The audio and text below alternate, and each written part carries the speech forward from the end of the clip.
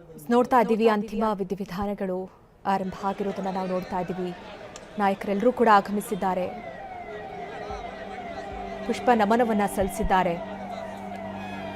ಪಂಚಪೀಠ ಹಾಗೆ ವಿರಕ್ತ ಮಠಗಳ ಸ್ವಾಮೀಜಿಗಳು ಕೂಡ ಆಗಮಿಸಿದ್ದಾರೆ. ಎಲ್ಲರೂ ಕೂಡ ಆಸೀನರಾಗಿರುವಂತಹ ದೃಶ್ಯಗಳನ್ನು ಕೂಡ ನಾವು ನೋಡ್ತಾ ಇದ್ದೀವಿ. ಕಳಸ ಪೂಜೆ ಎಲ್ಲವೂ ಕೂಡ ನೆರವೇರಿರುವಂಥದ್ದು. ವೀರಶೈವ ಲಿಂಗಾಯತ ಸಂಪ್ರದಾಯದಂತೆ ನಡೀತಾ ಇರುವಂತಹ ವಿಧಿವಿಧಾನ ಇದು.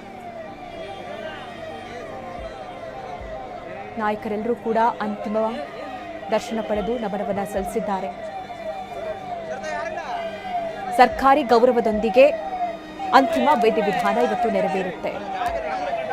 6 ಬಾರಿ ಶಾಸಕರಾಗಿ, ಸಂಸದರಾಗಿ, ಸಚಿವರಾಗಿ ಕಾರ್ಯವನ್ನು ನಿರ್ವಹಿಸಿದಂತಹ ಶಾಮನೂರು ಶಿವಶಂಕರಪ್ಪ ಅವರ ಕೊನೆಯ ಯಾತ್ರೆ. ಬಾರದೂರಿಗೆ ಪಯಣ ಬೆಳೆಸ್ತಾ ಇದ್ದಾರೆ ಶಾಮನೂರು ಶಿವಶಂಕರಪ್ಪ. ಸಂಪ್ರದಾಯದಂತೆ ಎಲ್ಲ ಕ್ರಿಯೆ ಪೂಜೆಗಳು ನೆರವೇರ್ತಾ ಇದೆ. ನೋಡ್ತಾ ಇದ್ದೀವಿ, ಸಾಕಷ್ಟು ಸಂಖ್ಯೆಯಲ್ಲಿ ಅಲ್ಲಿ ಜನ ಆಗಮಿಸಿದ್ದಾರೆ. ದೊಡ್ಡ ಮಟ್ಟದ ಅಭಿಮಾನಿ ಬಳಗವನ್ನು ಹೊಂದಿದ್ದಂಥವರು ಶಾಮನೂರು ಶಿವಶಂಕರಪ್ಪ ಅವರು.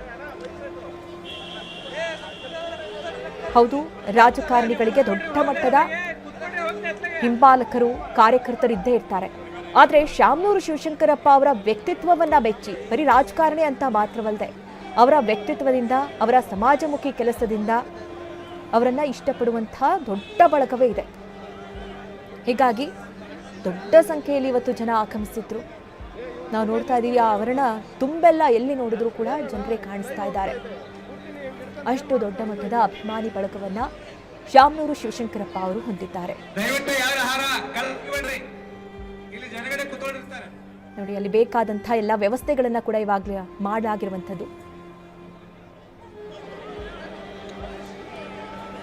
ಮೊದಲನೇದಾಗಿ ಅಭಿಷೇಕ ನಡೆಯುತ್ತೆ. ಪಾರ್ಥಿವ ಶರೀರದ ಅಭಿಷೇಕದ ನಂತರದಲ್ಲಿ ಇನ್ನುಳಿದಂತಹ ಕ್ರಿಯೆಗಳು ಆರಂಭ ಆಗಿರುವಂಥದ್ದು. ಧರ್ಮಾನುಸಾರವಾಗಿ ಗುರುಮುಖಾಂತರವಾಗಿ ವಿಧಿವಿಧಾನಗಳನ್ನು ನೆರವೇರಿಸಲಾಗುತ್ತೆ. ಮತ್ತೆ ಅಲ್ಲಿ ವ್ಯವಸ್ಥೆ ಯಾವ ರೀತಿ ಇದೆ ಅಂತಂದ್ರೆ, ಎಲ್ರಿಗೂ ಕೂಡ ನೋಡೋದಕ್ಕೆ ಸಾಧ್ಯವಾಗೋದಿಲ್ಲ ಅನ್ನುವಂತಹ ಕಾರಣಕ್ಕಾಗಿ ಅಲ್ಲಿ ಸ್ಕ್ರೀನ್ನ ಅಳವಡಿಕೆ ಕೂಡ ಮಾಡಲಾಗಿರುವಂಥದ್ದು. ಏನೆಲ್ಲ ಕ್ರಿಯೆಗಳು ನಡೆಯುತ್ತೆ ಅನ್ನುವಂತಹ ಕುರಿತಂತೆ ಪಂಚಮ ಪೀಠ ವಿರಕ್ತ ಮಠದ ಸ್ವಾಮೀಜಿಗಳೆಲ್ಲರೂ ಕೂಡ ಆಗಮಿಸಿದ್ದಾರೆ. ಕುಟುಂಬಸ್ಥರೆಲ್ಲರೂ ಕೂಡ ಸುತ್ತುವರೆದಿದ್ದಾರೆ.